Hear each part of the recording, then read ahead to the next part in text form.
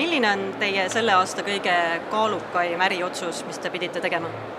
Mis ma olen nüüd sellel aastal tegemas või teinud?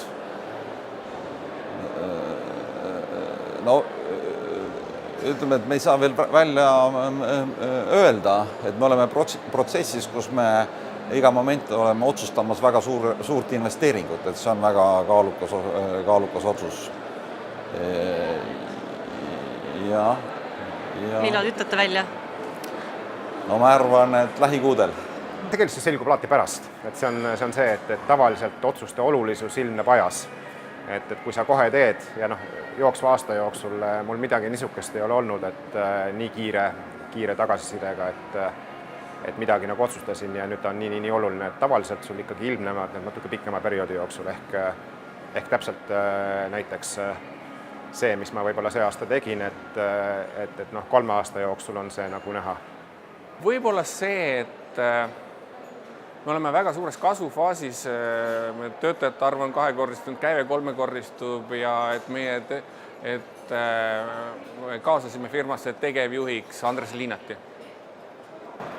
Selle aasta kõige kaalukam äriotsus oli seotud sellega, kui me pidime otsustama, et kas me 3. jaama, mida me ehitame, suudame avada veel sellel aastal ja otsustasime, et jõuame, et kuigi on tööd hästi palju olnud ja 3 jaama ühel aastal avada üksteise järel on keeruline, siis 3. me siiski avame veel uue selle aasta lõpus. Aga tarbijatele jääb see aasta enim meelde see, et Circle K vahetas nime. Kas te arvate, et tarbijatele on see nimi lõpuks täielikult omaks võetud?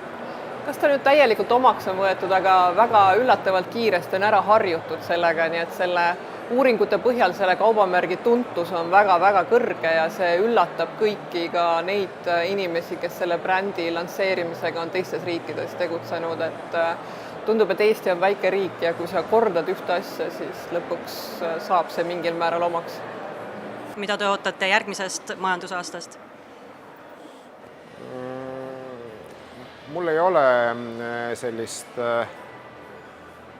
olulist insighti, et midagi peaks oluliselt muutuma. Ma olen oma natuurilt investor ja investorite jaoks on oluline see, et kui sa tead midagi sellist, mida teised ei tea, et sellel on tähtsus, et kui sa tead seda, mida kõik enam teised teavad või et kas see majandus kasvab 3% või 2 või 4, sellel ei ole tegelikult mingit tähtsust.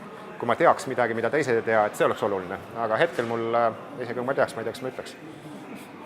Aga mida te ootate järgmisest majandusaastast? Ma ootan majanduskasvu.